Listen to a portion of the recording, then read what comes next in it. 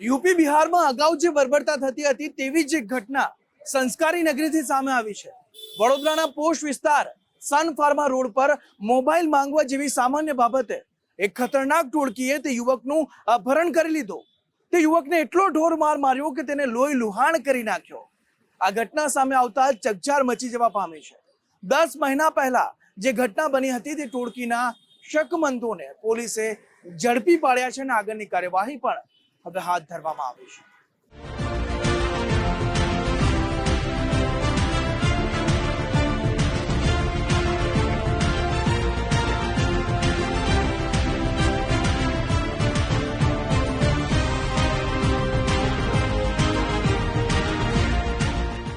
સંસ્કારી નગરી વડોદરામાં ગુનેગારોને જાણે કે પોલીસનો કોઈ ડર નથી રહ્યો।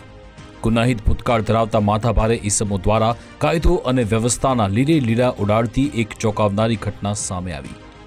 એક યુવકનું ફિલ્મી ઢબે કારમાં અપહરણ કરી માથાભારે ઈસમોએ અવાવરૂ સ્થળે લઈ જઈ સખત માર માર્યો। આ લોહી લુહાણ સ્થિતિમાં જ યુવકનો નગ્ન વિડીયો ઉતારી જીવથી મારી નાખવાની ધમકી આપી। અંદાજે 10 મહિના પહેલા બનેલા ગંભીર ગુનાના ઘટનાક્રમ પર નજર કરીએ। વડોદરાના સન ફાર્મા રોડ વિસ્તારમાંથી એક યુવકનું અપહરણ થયું। ભોગ બનનાર યુવકનો વાંક એટલો જ હતો કે તેણે મિત્ર પાસે રાખેલ મોબાઈલ ફોન પરત માંગ્યો। પીડિત 20 વર્ષીય યુવકનું ફિલ્મી ઢબે ક્રેટા કારમાં અપહરણ થયું। 6 માથાભારે સમયે યુવકને અજ્ઞાત સ્થળે ગોંધી રાખી સખત માર માર્યો અને યુવક પાસે રહેલો મોબાઈલ ફોન અને પાકીટમાંથી રોકડ રકમ પણ લૂંટી લીધી। આ પીડિત યુવકના એક વાયરલ વિડીયોમાં મોઢામાંથી લોહી નીકળતું હોય તેવા ચોંકાવનારા દ્રશ્યો સામે આવ્યા। આ યુવકનો નગ્ન અવસ્થાનો વિડીયો ઉતારી તેને બદનામ કરાયો। જો કોઈને પણ અપહરણ અને મારામારી અંગે જાણ કરે તો જીવથી મારી નાખવાની ધમકી ઉચ્ચારી। આ ડરી ગયેલો યુવક 2 દિવસ સુધી પોતાના ઘરે પરત ફરવાને બદલે મિત્રના ઘરે રોકાયો।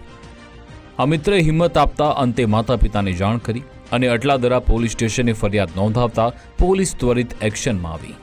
એને એક કારમાં અપહરણ કરી લઈ જઈ અને અવાવરૂ જગ્યાએ લઈ જઈને તેને નગ્ન કરી અને એને માર મારવામાં આવેલ અને તેનો વિડીયો ઉતારી અને તેની પાસેથી એક મોબાઈલ તથા પાકીટમાંથી 500ના દરની 20,000ની લૂંટ કરી ગુનો કરેલ છે।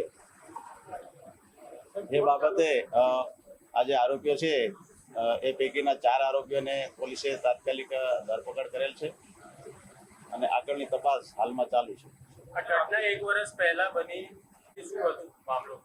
આમાં વિગત એવી છે કે જે ફરિયાદી છે એને આ જે આરોપીઓ છે એને ધમકી આપી કે તું પોલીસને જાણ કરીશ કે તારા ઘરે જાણ કરીશ તો તને જાનથી મારી નાખે છે। એ બીકમાં એ જે તે વખતે ફરિયાદીએ કોઈ ફરિયાદ આપેલી નહીં કે એના ઘરે પણ જાણ કરેલી, પણ એના મિત્રને ખબર પડતા એના મિત્ર એના ઘરે જાણ કરતા એ ત્યારબાદ પછી અહીંયા પોલીસ સ્ટેશન ફરિયાદ આપે। વડોદરાની અટલાદરા પોલીસે આરોપી સામે અપહરણ, દાગ ધમકી અને આઈટી એક્ટ સહિતની ગંભીર કલમ હેઠળ 6 ઈસમો સામે ગુનો દાખલ કર્યો। આ માથાભારે આરોપીઓમાં પ્રતીકસિંહ રાજપૂત, નીલ સહાની અને અક્ષય મિશ્રાનો સમાવેશ છે। આ ટોળકીના અન્ય 3 સાગરીતોમાં આકાશ થાપા, મનોજ યાદવ અને તરુણ યાદવ સામેલ છે।